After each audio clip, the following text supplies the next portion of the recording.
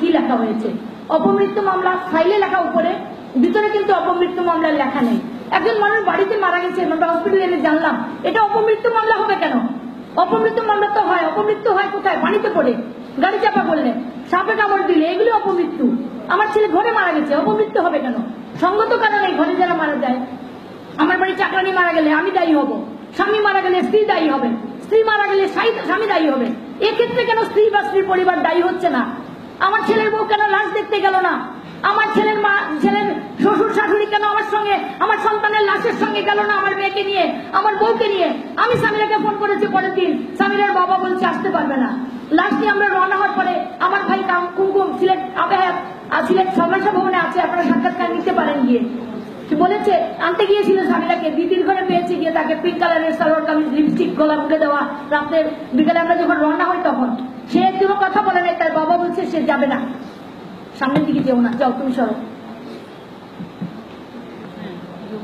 এগুলো কি সম্ভব? এগুলো কি সঙ্গত? তারা বেঁচে যেতে পারতো। একটা আইন বলে চোর যখন চুরি করে একটা কিছু রেখে যায়, প্রমাণ। এরাও তাই করেছে, তারা মেরেছে। তারা যদি গাড়িতে তুলে অ্যাক্সিডেন্ট করে মেরে ফেলতো, দুনিয়ার মানুষ বিশ্বাস করতো, আমিও বিশ্বাস করতাম। একটা রাজপুত্র, একটা রাজাবংশে, একটা সাহসী ছেলে, একটা তরুণ ছেলে, সে বললে এইভাবে আত্মহত্যা করবে না। সে কি চোর ছিল? মেয়েরা আত্মহত্যা করে শাড়ি পেঁচিয়ে, মেয়েরা আত্মহত্যা করে ঘুমের ওষুধ খেয়ে। আমি জার্নালে পড়েছি ছেলেরা বীরের মতো আত্মহত্যা করে, যদি আত্মহত্যা করে ঘুমের ওষুধ খেয়ে, শাড়ি পেঁচিয়ে, দড়ি দিয়ে পেঁচিয়ে, ঘরে মরে না। আর সালমান খান মরবে কেন? তখন সে বলেছিল সাংবাদিককে যে আমি সবে মাত্র বিয়ে করেছি, আমার জীবনটা রঙিন, আমি ছবি করছি, অনেক মানুষের রঙিন। আমাকে বলেছিল আগের দিন, আমার সিলেট যাবার কথা ছিল, আমি বলছিলাম ইমন চল না, 2 দিন শুটিং বাদ দিয়ে একটু ঘুমাইয়ে রেস্ট নিয়ে আয়। বলছে আম্মা গো আম্মা, আমার শোনা আম্মা, বড় হও নাই তুমি, এত মানুষের লোক নিয়ে আমার কাছে, কত মানুষের কাছে নিয়ে আমার ছবিগুলো শেষ করে নেই, বিদেশে চলে যাবো তোমাকে নিয়ে। আমার মরানোর সময় নেই আম্মা। আর পরের দিন ভোরবেলা আমার ছেলের লাশ আমি পাই, এটাকে মেনে নিতে হবে। আমার ছেলে মারা গেছে, এই লেখাটা সামিরা। আমি সেদিন দেখেছি একটা লেখা, সামিরা বাংলা হাতের লেখা পরীক্ষা করা হোক, আমার ছেলের হাতের লেখার সাথে ওর সাথে লেখা মিল আছে, অনেকটা মিলিয়ে মিলিয়ে এটা লেখা। আপনি একটা মানুষ আজকে নিজেরা নিজেকে দিয়ে দেখেন, একটা মানুষ মারা যেতে চাইলে অনেকদিন থেকে তার মাথাটা খারাপ থাকে, সে বিরক্ত থাকে। আমার সে তো বিরক্ত ছিল না। তারপরে লিখতে গেলে শুধু লেখা আমার অন্যার জন্য, আমার মৃত্যুর জন্য কেউ দায়ী নয়, অতটুকু লেখাও সম্ভব হয় না।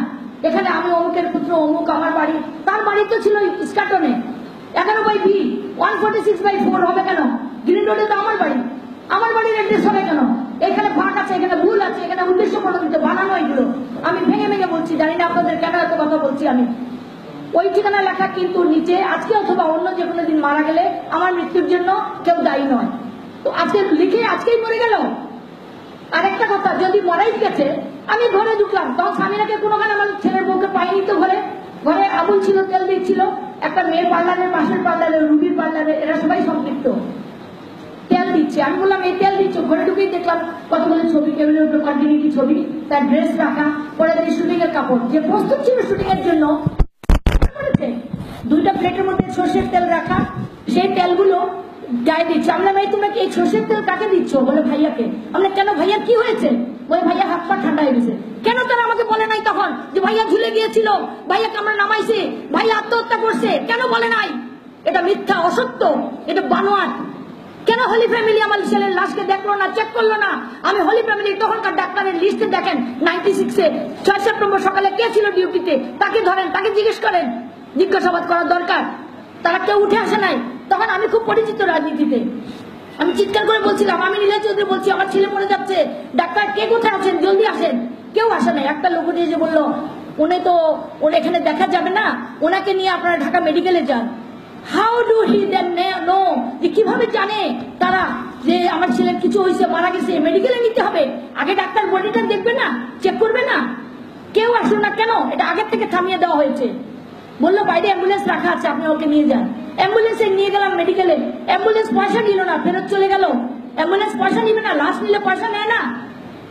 এগুলো পরে মনে হয়েছে আমার। আমি যখন ঢুকলাম, ওকে নিয়ে স্ট্রেচারে তারা টেনে নিল, কোনো ডাক্তার আসে না। আবার আমি ভিতরে গেলাম, ভিতরে গিয়ে টেনে একজন ডাক্তারকে তুলে আনছি, সে হাত দেয় না, অনেক কষ্টে একটু বুকের কাছে স্ট্রেচারটা নিয়ে আমরা চলে তুলবি, আমার ছেলের হাত দেখো, আমার ছেলে ফিট হয়ে গেছে, মরে যাবে। বলে উনি তো অনেকক্ষণ আগে চলে গেছেন। আমি থাপ্পড় মেরেছিলাম, আমরা বেয়াদব, কেন চলে গেছে, কোথায় চলে গেছে? তখন আমি টান দিচ্ছি, চলো আমি সিএমএইচে যাবো, আমার ছেলেকে ওখানে চেক আপ করাবো। না, চেক আপ করতে পারছে না, বলে না আপনি তো নিতে পারবেন না এখানে, উনি মারা গেছেন, আপনি এখন ম্যাজিস্ট্রেটের রিপোর্ট লাগবে, ম্যাজিস্ট্রেটের ইয়ে ছাড়া দেওয়া যাবে না। আমি তো হতভম্ব হয়ে গেলাম। আমার ছেলে চলে গেল সামিরাকে আনতে, আমার স্বামী চলে গেলেন ম্যাজিস্ট্রেটের পারমিশন আনতে। আমি কিচ্ছু জানি না, আমি দাঁড়িয়ে রইলাম অনেকক্ষণ, কেউ কিছু করে না। ওরা ট্রলিটা টেনে ঢাকা মেডিকেলের মাঝখানে একটা গলির মতো জায়গায় এনে রাখলো। আমি কতবার বেহুশ হয়েছি আমি জানি না, পড়ে যাচ্ছি আর উঠছি আর কাঁদছি আর বলছি একটা কাপড় দাও, সালমান শাহকে ঢাকবো, একটু শরীরটা দেখা যাচ্ছে, ঢেকে রাখি, আমার বাচ্চার ঠান্ডা লাগছে। আমি তো জানি না মরে গেছে, আমি বিশ্বাস করিনি মরে গেছে, সে মরে নাই। আমি 3-4 বার ট্রলির নিচে পড়ে গেছি, উঠে আমার মনে হচ্ছে আমার ছেলে কি পেশাব পায়খানা করেছে। আমি দেখি, আমি হাত ঢুকিয়েছি, পায়খানার রাস্তা দেখেছি, কিচ্ছু কোনো ময়লা ছিল না। ওরা কয়েকবার গোসল করিয়েছে, ভিজা কাপড়ে ডুবিয়ে রেখেছে, গায়ে তেল দিয়েছে, ফিঙ্গারপ্রিন্ট নষ্ট করেছে। পেশাবের রাস্তা দেখেছি আমি, পেশাব করলো কিনা, সেখানে হাত ঢুকিয়ে আমি অবাক হয়ে গেছি। প্যান্টির মধ্যে ট্যাগ লাগানো ছিল, একটা প্রিন্টেড নতুন প্যান্টি পরানো, তার স্টক থেকে খুলে প্যান্টির মধ্যে ট্যাগ লাগানো ছিল, এবং হাফ নীল একটা প্যান্ট, এবং নতুন একটা গেঞ্জি পরানো ছিল, হাতে 1.5 লক্ষ টাকার গয়না ঘড়ি ছিল, ব্রেসলেট ছিল, এই যে এই চেনটা তার গলায় ছিল। সেই দিন থেকে আমার গলায় আমার স্বামী পরিয়ে দিয়েছে, এটা এখানেই থাকবে।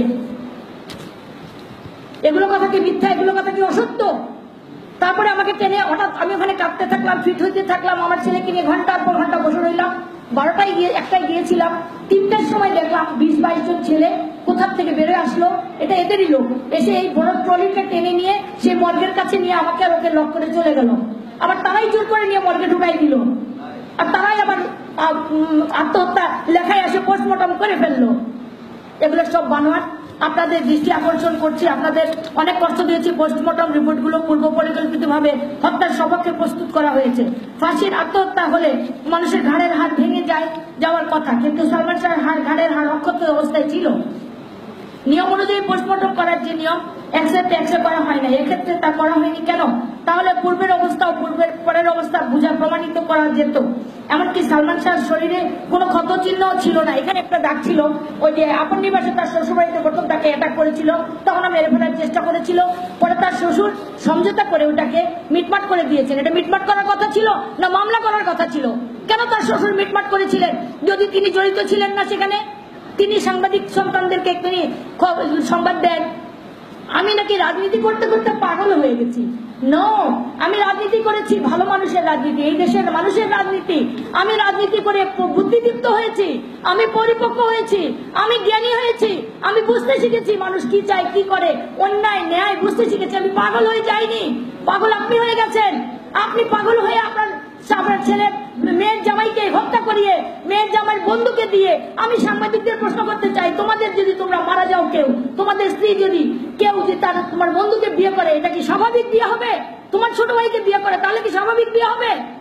এটা প্রেম এবং পূর্ব পরিকল্পিত।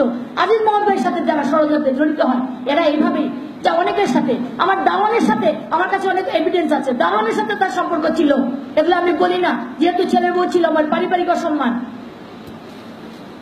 অনেকের সাথে, ডনের সাথে তার সম্পর্ক ছিল, এগুলো বাচ্চাদের কাছে এখন ডকুমেন্ট আছে, এরা বলতে পারে। এবং এটাই মোটিভ, একটা তাকে মেরে ফেলার। সালমান শাহ জেনে গিয়েছিল এবং সেটার একটা একটা অথেন্টিক আছে, এটা পিবিআই পাবে এবং তারাই বাদ করবে যে তার চরিত্র সম্বন্ধে সালমান শাহ জেনে গিয়েছিল। এবং তখন থেকে সামিরার অনেক চিঠি আমার কাছে আছে, এগুলো দিয়ে শেয়ার করা যাবে না, অনেক ডকুমেন্ট দিয়েছিলাম আগে, এগুলো আর পাইনি। সামিরা এখানে বারবার লিখেছে, জান আই লাভ ইউ, তোমাকে আমি বিয়ে করেছি ভালোবেসে। এগুলো কথা কি বলে ভালোবেসে তোমার জন্য অপেক্ষা করি, তুমি এখন আমার জন্য অপেক্ষা করো না, তুমি চলে গেছো, প্লিজ ফরগিভ হার। এখানে কারেক্ট ফরগেট হার বলতে কি বুঝাইছে? সে তার বোনকেও সন্দেহ করতো, তার বান্ধবীকে সন্দেহ করতো, তার অনেককে সন্দেহ করতো, আমাকে সন্দেহ করতো। আমার কাছে আমার ছেলে আসলে সে যাতা অশ্লীল ভাষায় মন্তব্য করতো। এই কথা কি প্রমাণ করে না স্বামীর থেকে স্ত্রীর থেকে স্বামী দূরে সরে গিয়েছিল? সালমান শাহকে অনেক বলেছে যে তুমি এখন করতে অভ্যস্ত হয়ে গেছো আমার থেকে দূরে থাকতে থাকতে, তুমি আমার কাছে ফিরে আসো, আমি চেষ্টা করব ভালো হতে, আমি চেষ্টা করব। এটা কি প্রমাণ করে না প্রেম ছিল না শেষের দিকে? আমার ছেলেকে প্রেম ছিল না বলে আমার ছেলে সরে যেতে চেয়েছিল, আমার কাছে একদিন কেঁদেছে মারা যাবার প্রায় 6 মাস আগে। আম্মা আমি তোমাকে কি বলবো, চলে যাচ্ছে নিচের থেকে গ্রিন রোডের বাসায়, প্রায় 3 সিঁড়ি নিচের থেকে বলছে আম্মা কাঁদছে। আমি কেন, তোমার শরীর খারাপ, তোমার চোখে পানি কেন? না গো আম্মা, আমার বউটা ক্রস হয়ে গেছে আম্মা। আমি বলছি ছি, বউ সম্বন্ধে এগুলি বলে না, বাচ্চা মেয়ে তোমাদের নতুন সংসার অনেক কিছু হয়, ওগুলো ঠিক হয়ে যাবে। বলছে না আম্মা, ও আর ঠিক হবে না। তা আমি রাগ করে বলছি ছেড়ে দাও। বলছে না আম্মা, আমার ক্যারিয়ারের প্রশ্ন, ওকে ছাড়তে হবে না আম্মা, ও যে পথ ধরেছে ও চলে যাবে। তাই তো হলো, ও তো চলে গেল, ও তো বিয়ে করতো, আমি তো বিয়ে করাতাম, সে আমার সঙ্গে ছিল না, আমার ছেলে তো ডিভোর্স করে নাই তাকে, আমার ছেলে মরে গেল, সে চলে গেল, সে বিয়ে করলো, সে কি আমার কাছে জিজ্ঞেস করেছিল? আমার কাছে ইসলামিক নিয়ম মোতাবেক সে তো আমার ছেলের বউ আজও আছে, আমার ছেলে তো ছাড়ে নাই, সে যে বিয়ে করলো আমার পারমিশন নিয়েছিল, আইনত তো সে এখানে আটকে যায়, আমাকে তো তার পরিবারে কিছু জিজ্ঞেস করেন নাই। এই সকল প্রশ্নের উত্তর আপনারা বের করবেন, আপনাদের কাছে আমি রেখে গেলাম। যদি আবার জীবন্ত অবস্থায় ফিরে আসতে পারি, আবার শান্ত করতে পারি, আমার আশা রইল আমরা মামলাটা জিতবো, জয়ী হব। বিচারে কি হবে তা হবে জানি না, আমার ছেলে আত্মহত্যা করে নাই, বিশ্বের মানুষ জানবে, মানুষ খুশি হবে, যারা মরে গেছে তাদের আত্মার মাগফিরাত আমি কামনা করি, আর কোনো বাচ্চা যেন করে এর ঘরে কাজ না করে। এখানে অনেকে আছে, অনেকে বলে, কালকে ময়মনসিংহ আমাদের মিঠামাইনের একটা ছেলে, জুয়েল নাম, প্রেসিডেন্ট সাহেবের এলাকা, প্রেসিডেন্ট সাহেব আমাদের পুরনো রাজনৈতিক বন্ধু, খুব ভালো মানুষ, ওনার এলাকায় নেওয়ার জন্য অনেক তোড়জোড়, আমাকে সালমান শাহর মা যাবে, হেলিকপ্টার, প্লেন, কত কিছু সাজাচ্ছে, ওদের কত কত উচ্ছ্বাস, কিন্তু আমি যেতে পারবো না, সময় কম, আমি অসুস্থ। ওই ছেলেটা বলছে কালকে আমাকে, আম্মা আপনি যদি না আসেন আমি জানি না আমি কি করব। আমি প্রশ্ন করেছিলাম, তুমি কি করবে মানে, তুমি এতটা ইমোশনাল হচ্ছ কেন? তুমি কিছুই করবে না, তুমি অপেক্ষা করবে, আমি আগামীবার তোমাদের সঙ্গে যাব, তোমাদের ওখানে আমি যাব, প্রেসিডেন্ট সাহেব থাকবেন, আমরা সবাই যাব, বড় একটা অনুষ্ঠান করব। এই ধরনের অনেক পাগল বাচ্চা আছে এখনো, সত্যি সত্যি সালমান শাহকে ভালোবাসে। আমি মা হতে মরতে পারি না, তারা মরেছে, আমি চাইনি, তারা বুঝতে পারে নাই, তারা এতই ব্যাকুল ছিল যে সালমান 41 জন মানুষ, লেখা হয় 6 জন, 6টা মেয়ে নরসিংদীতে মারা গেছে, সারা বিশ্বে 41 জন মারা গেছে। এটার কারণে গিনিস বুক অফ রেকর্ডে তার নাম প্রপোজ করা হয়েছিল, এবং এই আজিজ মহব্বী গ্রুপটাই এই নামটা সেখান থেকে সরাবার চেষ্টা করেছে। গুগলে আপনারা সার্চ দিয়ে দেখবেন, ওখানে এই কাউন্টিংটা পাবেন। লন্ডনে আমি গেছি, একজন সিএসপি অফিসার বয়স্ক, উনি রেস্টুরেন্টে কাজ করতেন, উনি এই ঘটনা শোনার পরে টাইতে ফাঁস লেগে মারা গেছেন, তাকে দেখতে হয়েছে আমাকে।